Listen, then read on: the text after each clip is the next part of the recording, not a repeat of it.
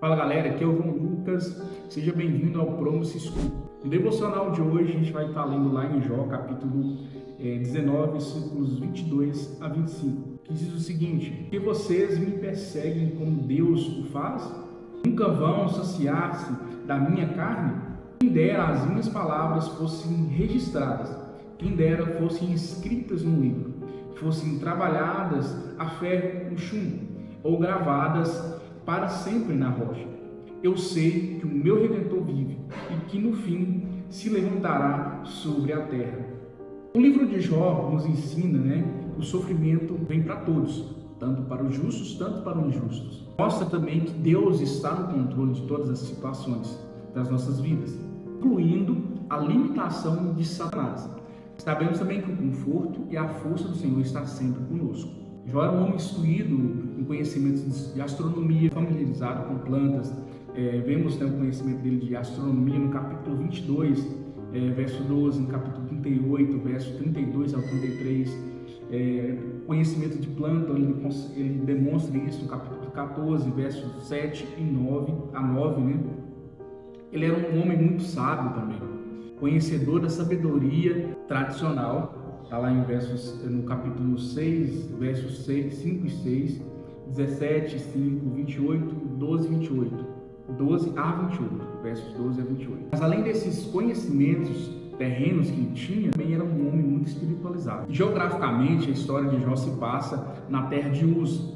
Era um período patriarcal. A riqueza ali naquele tempo, o período patriarcal, era de posses de gados, terras e também de servos. Isso era muito rico, quando ele tinha essas posses, posses de terras, de gados e também de servos. Tinha muitos servos. Então isso era a riqueza de Jó naquele tempo. Vemos que Jó tinha 10 filhos, sendo 7 homens, 3 mulheres. Então ele era muito próspero. Nós vemos que o Satanás conta, a história conta no desenrolar, que ele chega diante de Deus e começa ali a dialogar com Deus, se é que pode isso, mas ele começa a falar ali que ele rodeou o mundo, a terra, e que ele estava no controle de tudo, e se gabando ali. Deus fala: mas você viste o servo Jó, é justo, fiel e tal, e ele fala: mas ele faz isso, porque ele é muito abençoado, o Senhor abençoa ele demais, o Senhor tem dado muitas coisas para ele, é por isso que ele te adora. Ele tem muitas riquezas, não tem falta de nada, tem filhos, tem 10 filhos, então ele é muito abençoado, tem muitos servos, então ele não tem do que reclamar. Mas então Deus fala assim: então vai, tira tudo que ele tem, mas não toque na vida dele. Então Satanás vai ali com a benção de Deus e toca bem de Jó, toca nos filhos de Jó, matam eles, faz Jó perder tudo, inclusive os servos, e começa a tocar até na saúde de Jó, onde ele vai ter lepra ali e tudo mais. Por disso, vemos que ali aparecem os 3 amigos de Jó. Ele faz Bildade e Zofar. Ele é mais racional, racionalista, então ele começa a debater com Jó. Ele começa a argumentar com Jó, como se fosse nos dias de hoje alguém, como a gente está passando uma dificuldade, alguém chega e começa a nos argumentar, fala: não, mas se isso está acontecendo com você é porque fez alguma coisa de errado. Começa a ir no racional, na lógica da coisa. Mas é porque você fez isso, então por isso que está acontecendo isso. Verdade, que ali é posto como um defensor de Deus. Ele começa a defender Deus. Deus não foi Deus que fez isso, não foi Deus que causou isso na sua vida, não foi Deus que fez tal coisa. Ele começa a argumentar dessa maneira. Deus não iria permitir isso se você não tem o que temer, se você não tem pecado. Então ele não ia fazer isso. E Zofar começa a agir como um promotor, ou seja, atacar a vida de Jó, atacar ali ele, falar onde você pecou, o que você fez de errado. Então se entregue, fala, confessa a Deus, fala do seu pecado, admite o seu erro. Jó ele fala, eu sei que o meu Redentor vive, e vocês me perseguem como Deus o faz, nunca vão saciar-se da minha carne. Então ele começa a falar isso, com os seus amigos, que os amigos dele começam a atacar, começam a tirar ele e a falar que ele estava errado. Mas como vemos no versículo em Jó capítulo 16, versículo 16 ao 19, vemos que Jó ele faz essa seguinte oração: meu rosto está rubro de tanto eu chorar, e as sombras densas circundam os meus olhos. Apesar de que não há violência em minhas mãos e de que é pura a minha oração, ó terra, não cubra o meu sangue, não haja lugar de repouso para o meu clamor.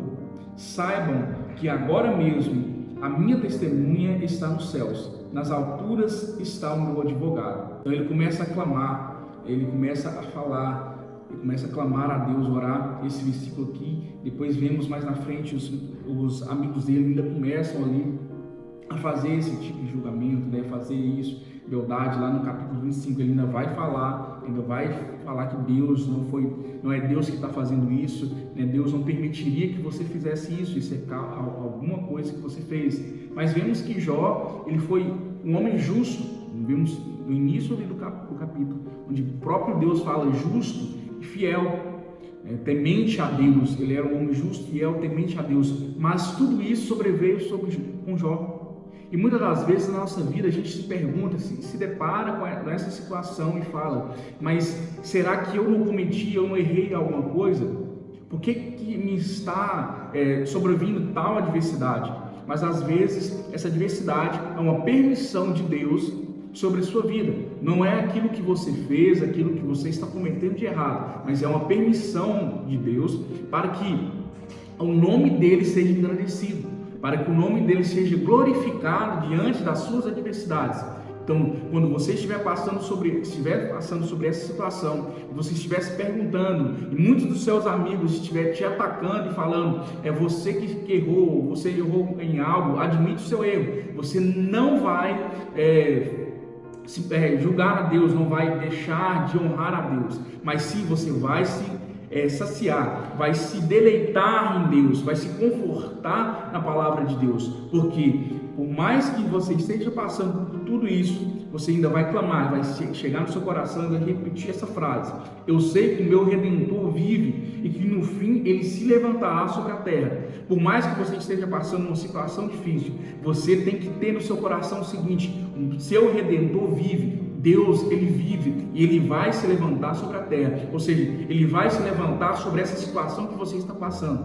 A palavra de Deus, ele fala, Deus zela para que sua palavra se cumpra. Então, se ele falou, se ele prometeu algo para você, ele vai se zelar para que a palavra dele se cumpra na sua vida. Não simplesmente porque ele tem algo contigo,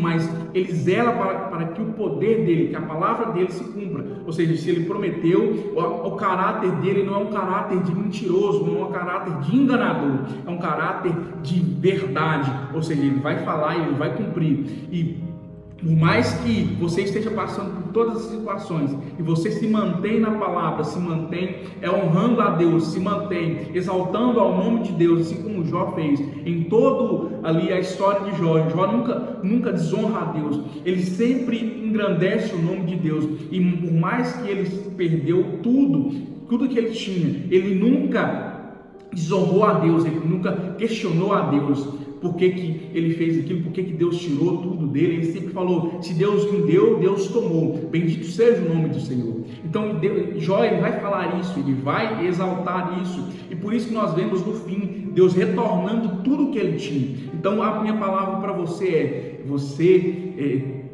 Deus, ele vai te dar tudo, mas no processo, como vemos Jó, ele chora perante a situação que ele está. Ele não deixa de chorar, ele não deixa de exclamar ali a sua tristeza, ele não deixa de falar o quanto ele está sofrendo, mas ao mesmo tempo, aquilo que ele vê, ele fala: meus olhos estão vermelhos de tanto chorar. Ele chora amargamente, ele chora ali, derrama o seu pranto, mas ele não deixa de fazer o seguinte: ele não deixa de clamar a Deus, ele não deixa de honrar o nome de Deus. Então, se você está passando por uma situação, por mais que como eu estou passando por essa situação, sendo que eu não fiz nada para que isso venha me ocorrer, mas lembra-se, tudo pode sobrevir, tanto para os justos, quanto para os injustos.